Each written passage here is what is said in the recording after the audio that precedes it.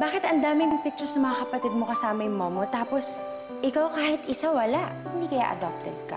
Ang mga katanungan sa isip ni Celine. Bakit parang mas mahal niya ang mga kapatid ko kasi sa akin?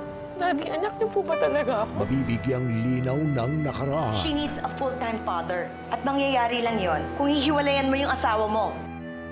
Gusto ko yung nilabas ko sa sinapupunan ko. Ayoko mag-ampon. Ngunit paano kung ang pagkakamali ng kahapon Kilala kita, may asawa na ako. At hindi ko iiwan ang asawa ko para sa iyo, Josephine. at ang ngayon Meron akong nakilala. Byuda na siya.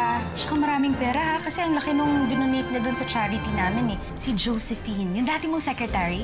ay biglang magharap. I'd like you to meet Josephine Carter, my eldest, si Celine. Masusubukan na ang inakala ng lahat ay isang perpektong pamilya. Bakit ang lapit-lapit mo kay Celine? Meron ka bang hindi sinasabi sa akin?